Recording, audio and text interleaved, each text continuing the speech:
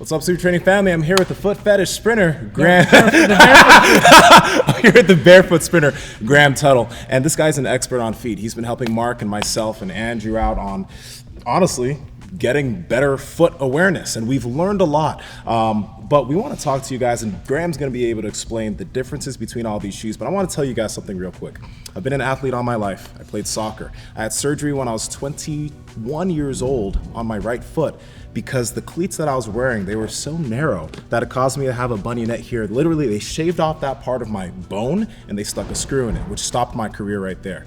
As I've been getting more into feet because you've been educating us here and we've been learning a lot from you, literally my feet have gotten bigger. My feet have hypertrophied and I have so much more awareness, which is why this is so fucking exciting for just for myself, but for you guys as lifters. If you guys start paying attention to your feet and what you wear and how you handle your feet, which we're gonna do so much content with this dude, it's gonna be crazy, you will become stronger. All right, so Graham, what do we have in front of us and why are we having all these shoes? Yeah, so that is a great thing you mentioned because the first thing is like, why does it matter, right? Because it's like, I got shoes, doesn't matter. So if you're a lifter, for example, like it matters how strong your grip is. So for you doing grappling, jiu-jitsu, like it matters how strong your grip is. If you're a bench presser or deadlift or squatting, it matters, maybe not squatting as much, but it matters how strong your grip is, your Olympic lifting. So the way your hands interface with the bar is the way your feet interface with the ground. So you have strong hands, strong feet, you have strong body.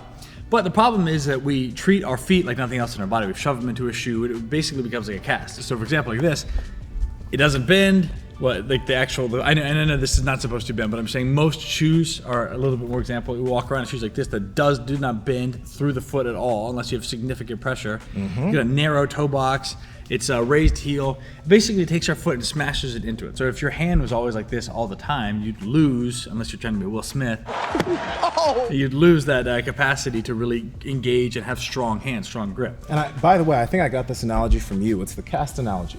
When somebody gets injured and they're forced to put their foot or their something, whatever into a cast, the muscles around that cast atrophy. And once you come out of that cast, you have to retrain it and gain that muscle back. Yes. For most people, that's been their whole life. Yeah, ever since your parents put you in those cute little Air Jordans that cost $60 and you're walking around like, oh my gosh, it's like you're ruining your kid's feet, so don't do that. So one of the things we want to think about is that like there are 3 categories of shoes we're going to walk through because someone would look at this and say, well, I don't work out on these, or yeah, that makes sense, right?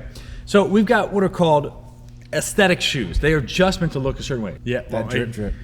I decided to be barefoot, but these are shoes that look a certain way. And so that could be like high heels, business shoes. Jordans. Yeah, whatever these are, Air Maxes. Yeah, something like that.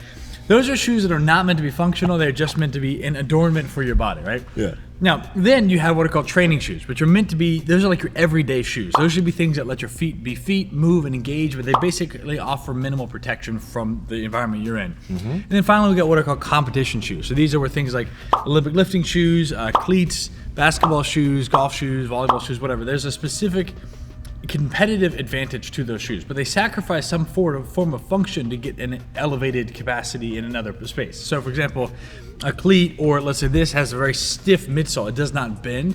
That's meant to give you a firm ground to touch into. When you have a cleat with a very hard plastic bottom, that resistance is meant to be a springboard that throws you forward. So you end up losing one of the components of what makes a healthy foot in order to have that competitive advantage. And real quick, a big weakness of this, dude, is like we know that you need to root your feet into the ground when you're lifting. With these, it's like you can to an extent, but there's a lot that's missing there because number one, it's so narrow and it's so fucking rigid. So this is one of those pieces where just because something is a competitive shoe doesn't mean that it is an ideal shoe for you. And anything that nixes or removes a function of the foot means you lose some form of your body's ability to express itself. So that's a really good question. So we got those 3 main types of shoes. We got the aesthetic, the everyday training shoe, and then our competition shoe. So understanding the difference between those so you're not walking around or training in something that is not an appropriate shoe to let your foot be a foot. That doesn't mean you can't wear these, but like just we're gonna put those aside. Just understand that both the competition and the aesthetic shoes are not meant for foot function. So too much of those are gonna have a negative impact on your foot. Okay. And if you're not sure about that, go look up Chinese foot binding. You'll see what I mean. Oh God. So when it comes to that though, you're talking about like, okay, what does it mean to smash your toes together? Now, when you look at a shoe, there are 4 components of what makes a good shoe. Now, what you want to think is it mimics your foot, which has a wider toe box, the toes can spread out. It should have a wider toe box. It should. These are a good shoe. It should be flat, the heel and the toe are on the same level. It should be flexible, meaning it's able to bend, and it should have a wide, it should be thinner on the sole. So that's the least important part. So we'll look at something like a Viva, for example. It's flat, there's not a significant heel lift or toe lift. And that's what zero drop means, right? Yes, zero drop across. It's flexible, meaning that it bends, and we'll talk about that, why that's important in a second. It's wider in the toe box, so it lets your toes spread out and engage. So think about it, it basically takes if your hand couldn't spread out and you couldn't grab, you couldn't catch, you couldn't move, we want to be able to make a fist and spread. And if most shoes only let you make a fist and squeeze down, but you look at the bottom, these are very different shaped that allows you to have your toes to spread and engage. The pinky toe being the most important one there. One interesting thing that you guys can do real quick, these don't have them inside, but if you take any shoe, like let's say that, okay, cool. Let's say that you take this out of here and you were to put your foot on top of this, right? You're gonna see that your foot cannot maintain this shape. This is what you're doing to your foot when you put it in one of these shoes. Yeah. But for these, this is actually a pro tip. So if you notice something like this provides no benefit whatsoever for your shoe. Yeah. But if you have a tighter shoe, for example, so something like a Nike that's squeezing you down and you want to get a little bit more space in there, taking the insole out can give you... That's what I had to do. Yeah, so it can give you a little bit more cushion underneath. So these are all so that other than just a little bit of a sock, but you're wearing a sock, so it's not like it's going to be more comfortable. Yeah. You already have the bottom. It's not like the bottom is made out of jagged surfaces, so it gives you a little bit more space. So that could be just a simple hack you can do right now if you don't have new shoes or different shoes. Is just take this out. And some of them, like the Vivo, I don't understand why they even put them in there to begin with because it's so floppy. Some shoes will have that function to be a little bit of a form, so it fits and it lifts up. This is not doing anything for your feet, both positive or negative. This shape, this contour, that's supposed to be an arch. But that can give us a little pro tip as an aside that can let you have a little more space in there. And notice one thing real quick. Comparing these three, this is the Nikes right there. The Ultras have a wider toe box. If you compare both of these, they both have a wide foot. These Nikes are not made for you to wear often. Yeah.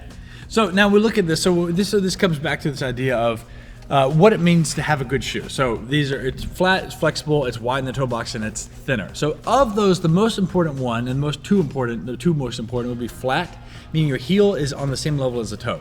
When we walk around, our heels are on the ground. It's how our feet are developed as anatomically correct position. When we raise the heel, this is something that took me a while to figure out, but the only reason we have some of the most common shoe habits now, so like for example, the toe curve, the raised heel, or the narrow toe box, is purely aesthetic. It's nice to be a little bit taller. And if for whatever reason, Nike wants everyone to look like elves, there's a little of a pointed toe that curves up. The shoe curve on the bottom that you see in almost ubiquitously in shoes, they'll say it's supposed to pre-stretch the plantar fascia so that you're tense for the next step, you can roll into it. All it does is overextend your toes all the time and weakens that, which ultimately leads to plantar fasciitis. So there's a lot of stuff that the shoe is not meant to have. The 99% of shoes you'll see out there they're not made for function at all. They're literally just made for aesthetics to get you to buy a pair of shoes. So we want to look at this as of these four vectors, the two most important ones are that your shoe is flat and it has a wide toe box, okay? Now, why that matters is your toe needs to be able to move and engage, because if your feet can't move, they get weak. Just because it's just like if you broke your wrist and put it in a cast, it would get weak. Yeah. And you need to have your heel on the same level, because when you raise the heel up, you shift your body forward, which means you have to compensate at the knees and the hips and sway back so that you end up having postural deficits up the body. And when you shift the heel forward, you actually anatomically put the ankle in a weaker position, which means you're much more likely to sprain an ankle. So that also, if you have a very thick sole, that's another problem too. But those two, if you can get that right, which is why for a transition, we'll talk about a transition in a moment. From the first step, I always recommend going to Ultras if you've had something big and thick like this, or like a Hoka, for example, that have a very thick bottom. Hokas have a wide toe box too, right? I've never worn Hokas. It's all, so the wideness of the toe box is contingent on your foot shape. Some people that have bunions, for example, no bunions would exist without shoes. They just have a foot that's anatomically geared. The big toe would go out more to the side like a hand, but the only reason it shapes into the shape of a shoe is because the shoe pulls there. And eventually you get weakness on the outside of the ligaments of that toe, and it collapses in. So the wideness of the toe box, some people have more narrower feet. Some people don't realize that they could have had wider feet, but they've been smashed into shoes. But in general, what I found with Hokas is some of them are not. So for example, like you can look at the mesh or the top lining of a shoe. For example, so something like this, like it's a Nike, but the mesh toe box allows you to spread a little bit more than something like this, which has a harder plastic rubber on the outside that keeps you stuffed. and then something, for example, like this, which the fabric makes a big difference. So if your feet are weak and you have stiff socks, that can throw you off. And so something like this is even worse. You see this narrowness there. So you want the foot to be able to move and engage. And the more, there you go, little toe socks. By the way, I got these from him. Mark actually got this for us, but these are Injinji toe socks. I-N-J-I. You want to explain why these are actually pretty beneficial real quick, and then we'll get back to the shoes? So if you have not moved your feet, you are going to have a hard time engaging them. And so anything that collapses them, especially the Nike compression socks, which is ridiculous. They're like meant to be stiff and hold your toes together. So there's two parts. There's a proprioceptive feedback of having something between your toes. Yeah. So being able to separate your toes and have a proprioceptive, meaning is like tactile, like if you put a shirt on, you have an itchy tag. Right in the middle there. Anything that gives you some of that proprioceptive feedback tells your toes that actually there's space there, so they're not being informed that it's always there. So if you always walk around and your toes are stuck together, you are not getting any tactile feedback that you have individual digits, and so it all sticks there. So having something that goes in between them starts to get your brain to think about your toes, just like your fingers, as independent digits. Now that matters even if you're wearing regular shoes. Like I happen to wear Vibrams. I love my KSO EVOs or the V Alphas that are the weird toe shoes because I've gone that far. But those have, those, even if you don't wear those, having toe socks and regular shoes gets you a better engagement of that. So there's several companies that do that, and Injinji seems to be a favorite in terms of runners and people that like wear them. But what you want to find is a toe sock that it's a little bit thinner. If you have a sock that's really restrictive and condensed, it will squeeze your toes together. And if you are just starting on this journey of using your toes again, anything that holds your toes together is going to inhibit you, fall back in old patterns really quickly.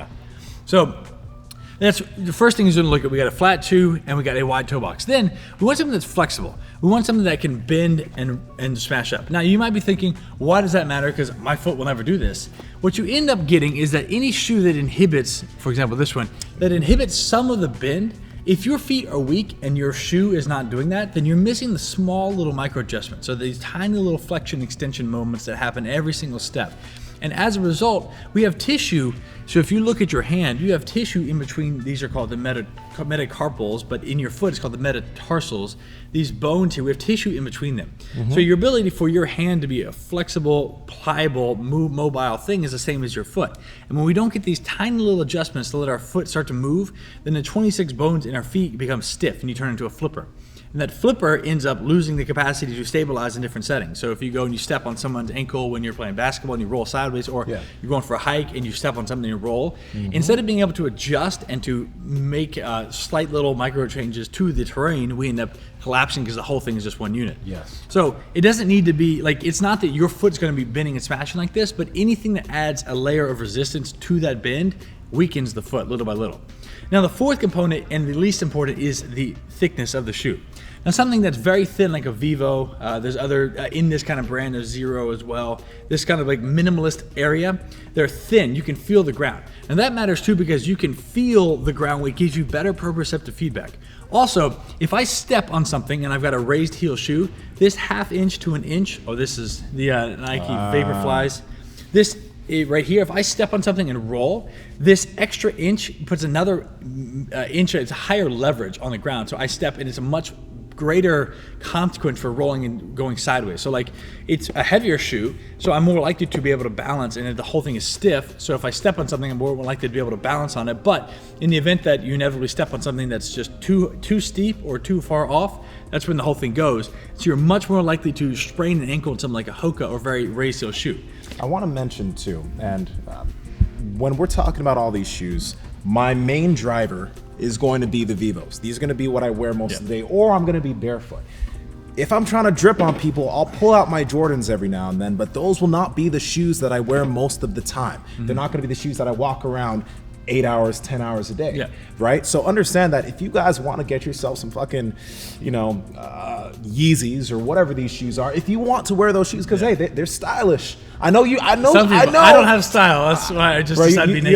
You have style. But you can wear these shoes. Don't get us wrong. You can wear them, but just understand, for the health of your foot, these don't want to be the shoes that you're walking around for a majority of your day. You want to be barefoot, or you want to be in minimalist shoes that allow your feet to do what they need to do. Let your body be the guide. If your feet, your ankles, your shins, your lower legs, your knees are stiff, painful, weak, or immobile, and it's affecting your life, this is where you got to look at change. If not, if you're doing great and those easy slides, what are they called? A lot of people, but when you say that, people don't understand that it is like, if you've been living that way, you've been wearing these types of shoes for most of your life, you might not even realize the holes that you have in your strength. Everything. That's a good point, because really, so if your back is stiff, if your hips are tight, if you have crunchy, your knees, your shin splints or hamstrings are stiff, you get tight calves, your feet are weak, you have bunions, you have a turf toe, plantar fasciitis, and then any ankle sprains, start with the feet. I'll just tell you right now. So you might not think of it as a feet problem, but the environment your feet live in shape everything around that. So that's the most important part, is like, this stuff really matters. And so we can set the context for why it does, but as you start to think about this is what you want to go.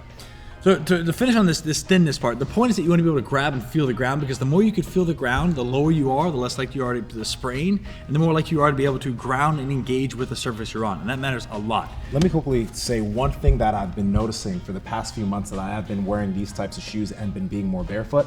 When I'm just standing around, like we're chilling right now doing this video with you guys, my big toes are activated. Yeah. Like I can feel the activation of my arch, right? And I never used to feel that when standing around. I used to just gotta be relaxed. My arches would maybe collapse. My glutes would be active. My abdomen would be active. My feet weren't active. And now, because I'm aware, because they've been turned on, my feet are always active when just standing around. Makes a huge difference. All right, guys, we're gonna conclude this video right here, because my homie Graham here can go on for about an hour if we keep going, but we're gonna have a part 2 going on to how to transition into minimalist barefoot shoes, walking barefoot, and that's gonna be coming up soon. So Graham, where can people find you and what you do?